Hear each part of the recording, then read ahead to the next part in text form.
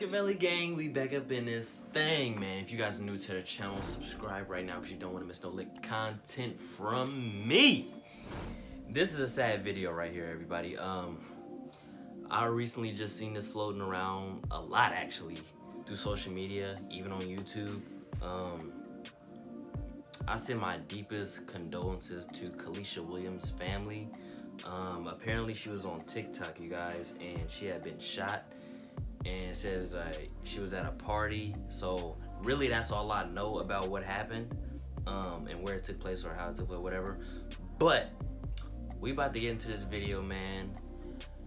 Let's get it. In Canada, check the description for more. The most devastating cases we cover on this channel are always unresolved, and it's only made worse when there's seemingly a lot of evidence to close the case and give the families the closure they need. Kalisha Williams died moments after filming a TikTok, and the identity of her killer seems obvious. So why does something about this case feel so off? Why does it feel like someone isn't telling the truth? This is the case of the TikToker who was murdered right after her final video. Kalisha Williams was born on July 22nd, 2004 and raised in Atlanta, Georgia. She was super close to her family and had a lot of close friends who nicknamed her Pinky. Now, the pandemic and quarantine were super hard for a lot of teens, including Kalisha. Her stepdad said that unlike a lot of other teens, she didn't mind being stuck at home that much, saying that she was happy as long as she had Wi-Fi and Netflix. Her parents were kind of worried about her being cooped up in the house for so long, so when they heard about a chaperoned party coming up for some of the teens in the area, they encouraged her to go. Kalisha... Stop right there, bro. Do you guys know how bad this looks? Just for the simple fact that it was supposed to be a chaperone party? Like, because the first thing that comes to anybody's mind, naturally, is it's chaperone, so it's going to be somebody who's watching over, who's protecting, or who's looking out, you know what I mean? So this already looks bad. Like, bad. Like, how are you supposed to be watching over these kids and you let this happen? You know? Y'all comment down below how y'all feel about this, bro. Stepdad Ronnie brought up the idea and said that it would be a great chance for Kalisha to socialize with other kids her age in a safe environment. Her mom, April, agreed and called the chaperone for the party to get the details. They told April that everything would be totally safe and monitored. The party was going to happen at an Airbnb where they had permission to have guests and throw the party. Since mostly everyone going was Kalisha's age, her parents literally had no reason not to believe that their daughter would head to the party, have a good time, and then come home safe and sound. That isn't what happened. The party was to take place on December 26th, 2020, the day after Christmas. The holiday spirit had everyone in a great mood, so Kalisha was just excited to get out and have some fun with her friends. She got all dressed up and was picked up by the chaperone, unaware that when she went out the door that day, it was the last time she'd see her home and her family. From the get-go, the whole situation was kind... That's how it be, bro. Like, you guys literally take for granted, you know, like, you don't know when you're coming back home. You don't know when you're gonna see your family again. A lot of you guys take that for granted, man. Like, when you guys, the moment that you guys wake up, brush your teeth, wash your face, leave out the door, whatever, right? You guys don't tell your people that you love them enough. You guys don't, you know, because you just never know, bro. That's what's so crazy about life. You guys just never fucking know, bro. Like, your life could be taken away just like that. Mine could be taken away once this video is over with. You guys just never know, bro. That's why I say, man, when people are alive, bro, you just gotta show them love and, you know, give them their flowers while they still here. You know, I don't know if she was a big TikToker or what, but like I say, man, when people are on this earth, give them their flowers and show them all the love and support while they're here, bro. Don't wait until they die or pass away to sit up here and be like, oh, I was rocking with so-and-so. I see a lot of you guys do that, bro. You guys need to stop that, bro, for real. You know, 'cause that's just messed up, man. Kind of off. It turned out there was no Airbnb, and the party was gathering at the Hyatt Regency Atlanta Hotel in Atlanta. Pretty weird thing to lie about, right? There's a lot of rumors as to why this was the case, ranging from the chaperone wanting to make sure that Kalisha's family couldn't find her, to a simple booking error that lost them the Airbnb. The chaperone had sponsored a stay for children at the hotel, which is basically when an adult pays for a room for a minor to stay in by themselves. This is also pretty weird, since that's the kind of thing reserved for homeless teens or minors minors traveling alone. If the chaperone was supposed to be there the whole time, why not just book a room normally? Anyways, the point is that things were already off to a bad start, and the night would only get worse. There wasn't a lot of info about what happened at the party, how many people were there, or even if the chaperone was there the whole time. There was one important detail, though, that happened at around midnight. Khaleesi loved TikTok and dancing, so she opened up her phone and decided to make a couple of videos while she was at the party. There are still 2 available to see on her account, but the one we're about to talk about got deleted a while ago. So you guys saw that at the end, right? It looks like while she was dancing, something started Khaleesi enough that she decided to turn the camera off. In a normal situation, I'd assume that she just got shy or embarrassed that someone saw her making a TikTok and was trying to look like she wasn't doing anything. Except,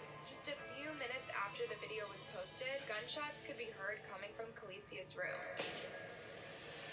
Kinatuka Starkey, a woman staying in the hotel, heard the whole thing. They were shouting, "What hotel are we at? What hotel?" She was panicking. Minutes later, Kinatuka went out to the lobby and saw 2 guys bringing an unconscious Khaleesi out of the elevator, and they told Kinatuka she'd been severely injured by a bullet. While they ran to get help, she stayed with Khaleesi and held her hand as they waited for the paramedics to arrive. Allegedly, Kinatuka took a video of the EMTs trying to resuscitate Khaleesi because she figured it would help with the case, but if anything, it just added to the questions. According to Ronnie, the video makes no sense because there's barely any blood around Khaleesi in the lobby. I haven't personally seen the video, so I don't really know what to do with that information except to hope that there's some kind of explanation. Sadly, by the time the ambulance arrived, it was too late for Khaleesi. They tried their best to resuscitate her, but she passed away at the hospital. This is the part that literally makes me so mad. No one thought to call Khaleesi's parents to tell them what happened for 8 hours after the incident. Bro, this is like something out of a movie, bro. Like, you guys don't even call the parents, bro. Like, that's after 911, that's my initial response, is to call the parents. Or somebody in your family. You know, your aunt, your uncle, whoever. Whoever you live with, whoever's house you left before you got to the party, or whatever, you know? Like, how do you guys... I mean, I've seen on, like, movies or whatever, like, sometimes people go weeks without saying it, or days without, you know, letting the parents know anything. But still, 8 hours, bro. 8 hours. The parents don't know nothing. They haven't heard from their child, like... And by me being, you know, a soon-to-be father, it's like, I have to worry about this now. Because I don't know if some of you guys may not know, but, yeah, I have a daughter on the way. So these are the kind of things that I'm worried about as a parent or soon-to-be parent, you know?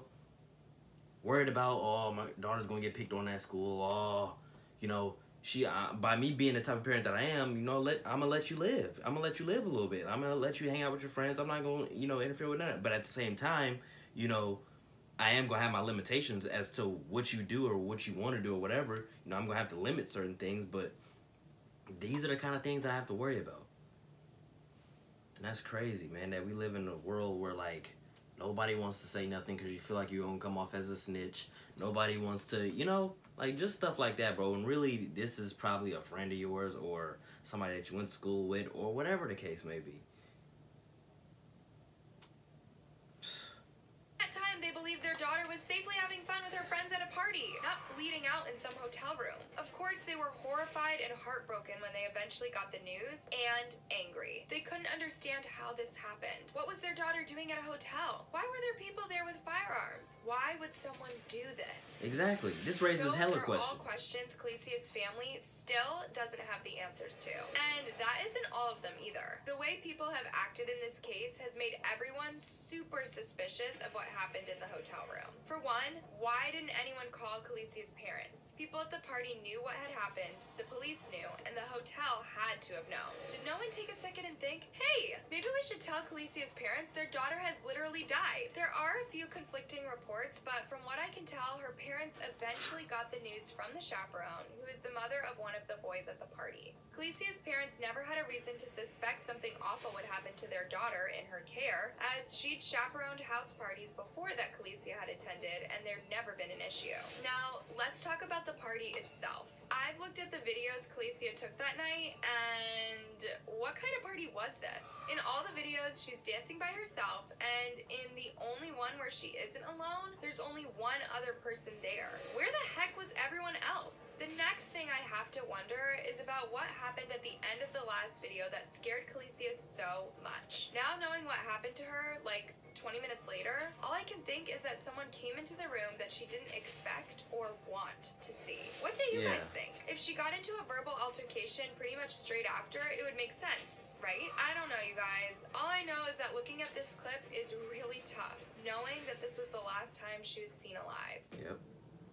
But everybody else was probably like in the other room. Naturally, after the news broke about Khaleesi's murder, things went nuts. Social media was flooded with tributes to the teen, and as details of the night started to spread, more and more people wanted to know what happened that night. What we do know is that more than likely, Khaleesi's killer has been caught. A boy the same age as her was arrested at the scene and charged with her murder. Reports say the two were acquaintances, so they didn't know each other super well. Now, I don't know if this is related to Khaleesi or if he did something to somebody else that night, but one of his charges implies that he may have violated someone. And get this, because the alleged killer is under 18, his name can't be released to the media until he goes to trial. Does that feel weird to you guys too, or is it just me? Like, this is literally kids hurting teens. It's heartbreaking. Despite the fact that a suspect was arrested at the scene, Khaleesi's family is unhappy with the investigation for several reasons. They're especially mad that the chaperone hasn't been charged with anything when she was the one that allowed the situation to take place. She was responsible for getting the hotel room for these minors. The hotel room was in her name, so I feel like she should be held accountable for my daughter's death as well. So far at the time of recording, that hasn't happened yet. I agree with Khaleesi's mom. Not only did this person straight up lie about where they were taking Khaleesi, but they totally failed to protect her and let a guy with a weapon into the party. A few days after the shooting, protesters gathered out. What they should have did, they should have had some type of security, bro. I know some people gonna probably say they probably couldn't afford it, but let's be honest, right? You got security at the door, armed security. You know, checking people, make sure they ain't got nothing. That would be my, suggestion right there if you're gonna have like this type of party. Cause let's be honest, right? Chaperone, they gonna go into the other room or do what they do, or probably leave the hotel room where the party's at for like a couple minutes, a few minutes to go do their own thing or whatever. So who's supposed to be watching over the minors, the kids? That's why I say you guys gotta have armed security during these type of events, because you just never know. And like, you might have had beef with this person in school once, or you might have, broke this person's heart. It's just no telling, bro. Everybody's being checked. Raise your shirt up, like,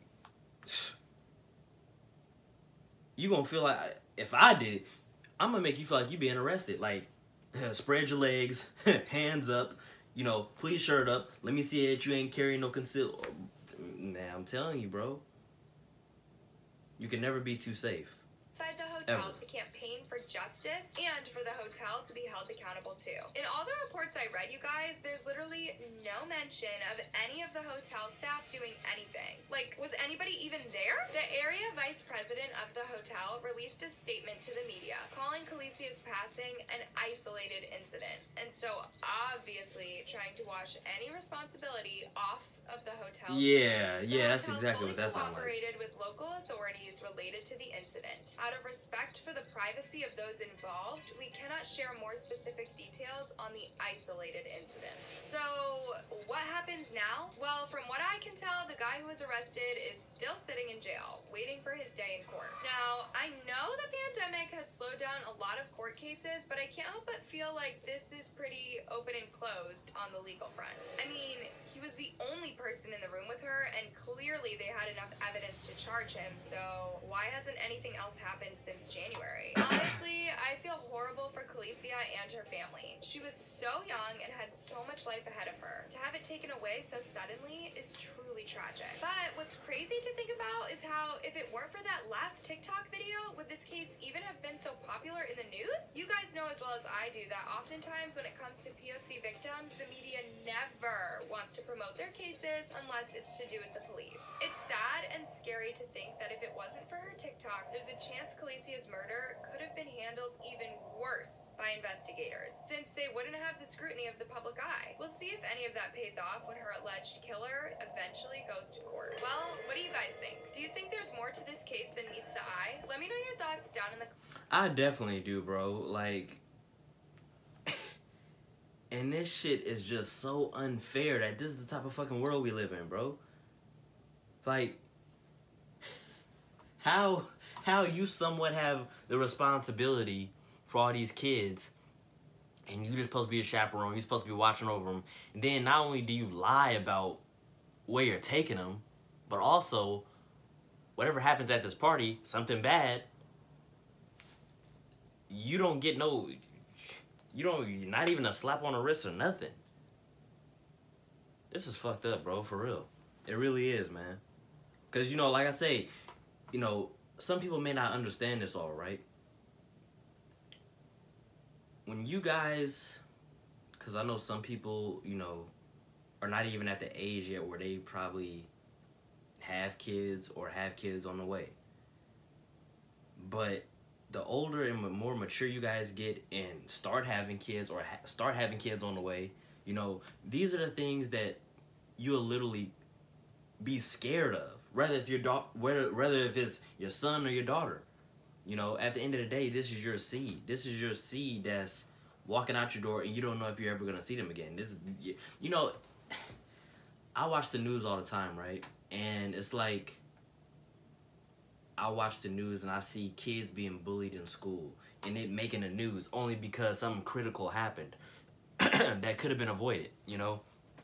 So, I'm saying that to say this, everybody. We got to do better, man. You know, me as an upcoming parent, very soon, like in a few months, you know, we just got to do better in, you know, protecting our kids. Like, some of our daughters and sons that may not like it. They may not like you trying to shield them from damn near everything. But at the same time, they will understand and thank you later that, you know, this is why I kept you from this.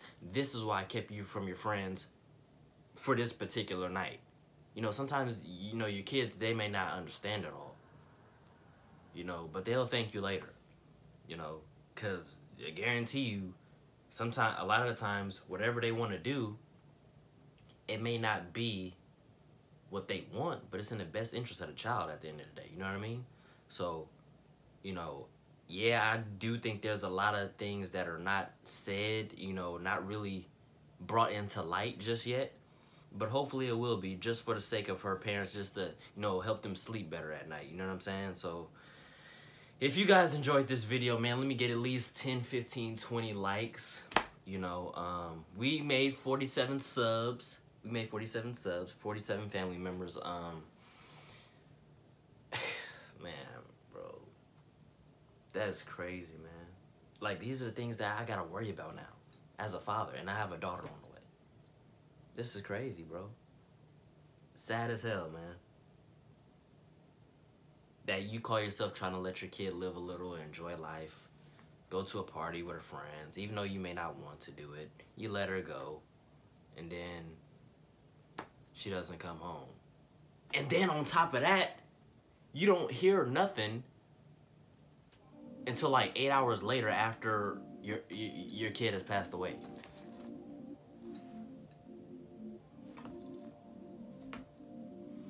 Just don't make no sense, bro. So if you guys like this video, man, give it a fat thumbs up, like, comment, share, subscribe. You guys have a blessed one and a safe one, and I'm gonna catch you guys on the next one, man. Peace.